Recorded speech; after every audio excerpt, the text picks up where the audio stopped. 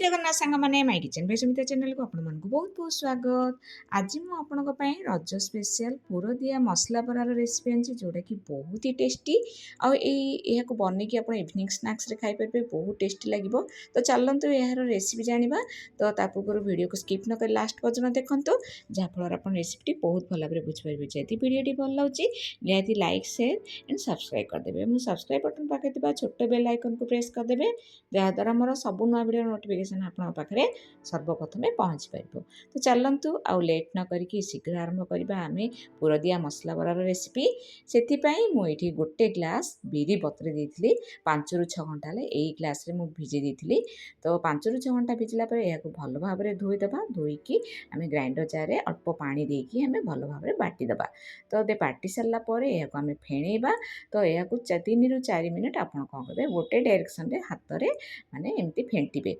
तो 3 ରୁ 4 मिनिट एमती फेंटी सारापर आपको घोड़े की आम 10 ରୁ 15 मिनिट आम रखीदे। ता भितर चलतु पुरपाई आम प्रस्तुति करवा। से गैस ऑन कर गोटे पैन बसई पैन गरम हो सारा से 3 टेबल स्पून ऑयल ऑयल गरम हो सारा हाफ टेबल स्पून जीरा और लंका ये 4 ରୁ 5टी छोट छोट काटी भृषंग पत्र किसी देदेजी या भल भाव में आम भाजीदे। तापर ए छोट छोट पियाज को मुझे 3टी पियाज नहीं काटिकी देदेजी। तो पियाज को एमती टे भाजवा। तो भाजी सारापर आम ये रसुण अदा छेचिकी देदेजे आप चाहिए पेस्ट नहीं पारे। तो रसुण अदा पेस्ट देवे ना एमती छेचिकी देवे। तो जोटा भी देले आपंकर टेस्ट किसी माने अलग हबार ना। तो ये आम आलू सीझेकी रखी मुझे 4टी आलू नहीं बड़ सैज्र यह भल भाव में चकड़ी देती पोटाटो मिक्सर रे। तो कलापर आलू को देलापर ये हलदी गुंडा हाफ टेबल स्पून राग लंका गुंडा हाफ टेबल स्पून धनिया पाउडर हाफ टेबल स्पून जीरा पाउडर हाफ टेबल स्पून नहीं आठी दीदी चाट मसला आ लुण टेस्ट हिसाब से। जदि आपण मैंने चाट मसला दौना ये आमचूर पाउडर गोटे टेबल स्पून दे पारे। जदि आमचूर पाउडर दौना लेंबू एड करेंगे। तो देखो ये सब मसला को भल भाव में मिक्स करदे जमी आलू सहित यहाँ भल भाव में मिसीज। लास्ट ये धनिया पत्र किसी एड करदे आ भल भाव में आम मिक्स करदे कलापर ठंडा हाँपाई गोटे प्लेट को आम बाहर करदे। तो देखो ये ठंडा हाँपाई मुझे स्प्रेड करदे चारिपटे। तो ठंडा हालापर आम कौन करवा चलतु एवं आमर बरा प्रस्तुति करवा।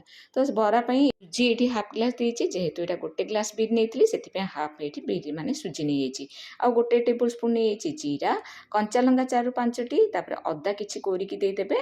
पियाज ये मुझे 2टी नहीं भृषंग पत्र हाथ में टिमती खंड खंड कर देदेवे आ धनिया पत्र एड करदे देलापर भल भाव में यहाँ फेंटीदेवे जमी आमर बिरी माने पिठू सहित भल भाव में मिसीज। तो भल भाव में मिक्स कलापर आम कौन करवा ना यहाँ भल भाव में गोलेदेवा। ए पर्यंत आम लुण एड करने तो लुण आम फेंटी सारापर एड करवा। तो देखो एमती फेंटीदेवे 1 ରୁ 2 मिनिट तापर ये आम लुण देदेवा टेस्ट हिसाब से देकी पुणी कि आउ 1 ରୁ 2 मिनिट एमती फेंटीदेवा। तो चलतु एवं आम प्रस्तुत करवा आम मसला पुरर टिक्की। तो देखो एमती छोट छोट बॉल आकार नेबे नहीं एमती कौन करवा ना गोल गोल करदे तापर एमती हाथ में टे फ्लाट करदे। एभली भाव में आम कौन करवा छोट छोट गोल करके बॉल आकार नहीं हाथ में टे फ्लाट करदे। एभली भाव में आम सब गुड़ाक टिक्की आलू टिक्की प्रस्तुति करदे जमीक आम बरा सहित दवापाई बहुत ही कम समय लगे शीघ्र भी हो। तो देखो टिक्की प्रस्तुति कले ये राशि किसी नहीं धड़ा राशि। तो ये देखो गोटे प्लेट रे तेल लगे देती आम बिरी आणु किसी नवा। तो पानी टिके हाथ होगी आप करेंगे तापर एमती छोट आकार कौन करवा ना बिरी आणु टिके नवा नहीं आम कौन करवा ना प्रथम टिके फ्लाट करदे बेसी फ्लाट करवानी फ्लाट करवा तापर आलू टिके को देदेबा पुणी पानी हाथ होगी आम यही बिरी आणु कभर करदे आमर आलू टिक्की उपरे। तो भल भाव में कभर करदे तापर ये राशि आपड़ उपरे एमती लगेदेवे। तो ये भाव में आपड़ जदि करेंगे करेंगे ना ना हाथ में आ गोटे देखा हाथ में घी कि तेल कि पानी हाथ होगी आलू बिरी आणु टिके नेबे टिके फ्लाट करदे आलू टिके देकी पुणी कभर करदे बिरी आणुरे। देखो ये भाव में कभर कर सारापर आम राशि देदेबा तारी उपरे। तो बहुत बढ़िया टेस्टी लगे आपको जोटा इजी लगे आप करेंगे ना ना क्षीर जरी कि तेल जरी में आप ऑयल लगे ये भाव में करेंगे। तो चलतु एवं आम तेल गरम हो तेल गरम है एमती हाथ एमती बाहर करके करेंगे ମୋତେ ତ ଏମିତି ହାତରେ କରିବା ପାଇଁ ବହୁତ ଇଜି ଲାଗେ। ଆପଣଙ୍କୁ ଯେଉଁଟା ସୁବିଧା ଲାଗିବ ଆପଣ ସେଭଳି ଭାବରେ କରିବେ। ତ ଦେଖନ୍ତୁ ଗୋଟେ ସାଇଡ଼୍ ଆପଣ ହେଲା ପରେ ଆର ସାଇଡ଼୍କୁ ଓଲଟେଇବେ, ବିଲକୁଲ ବି ମାନେ ଶୀଘ୍ର ଶୀଘ୍ର ଓଲଟେଇବେନି। ଆଉ ଗ୍ୟାସ୍ର ଫ୍ଲେମ୍କୁ ଆପଣ ମିଡ଼ିୟମ୍ ରଖିବେ, ମିଡ଼ିୟମ୍ ରଖିକି ଏଗୁଡ଼ା ବସେଇବେ। ତ ପ୍ରଥମେ ଆପଣ ଗରମ ପୁରା ତେଲ କରିଦେଇଥିବେ, ତାପରେ ଏଇଟା ପକେଇଲା ପରେ ମିଡ଼ିୟମ୍ କରିଦେବେ। ତାପରେ ଦେଖନ୍ତୁ ଏବେ ଗୋଟେ ସାଇଡ଼୍ ହେଇଗଲା। ତ ଏମିତି 2ରୁ 3 ଥର ଏମିତି ଓଲଟେଇ ସାରିଲା ପରେ ମୋର ବରା ପ୍ରସ୍ତୁତ ହେଇଯିବ। ତ ଚାଲନ୍ତୁ ଆମେ ଗୋଟେ ପ୍ଲେଟ୍କୁ ଟିସ୍ୟୁ ପେପର ଦେଇକି ବାହାର କରିଦେବା। ତ ଏବେ ଆମର ବରା ପ୍ରସ୍ତୁତ ହେଇଗଲା, ମସଲା ପୁର ଦିଆ ବରା। ତ ବହୁତ ବଢ଼ିଆ ଟେଷ୍ଟ ଲାଗିବ। ଏହାକୁ ବନାନ୍ତୁ ଇଭିନିଂ ସ୍ନାକ୍ସରେ, ଆଉ କେମିତି ଲାଗିଲା ମୋତେ କମେଣ୍ଟ ମାଧ୍ୟମରେ ନିଶ୍ଚୟ ଜଣାନ୍ତୁ। ଯଦି ଭିଡ଼ିଓଟି ଭଲ ଲାଗୁଛି ନିହାତି ଲାଇକ୍ ସେୟାର ସବସ୍କ୍ରାଇବ୍ କରିଦିଅନ୍ତୁ।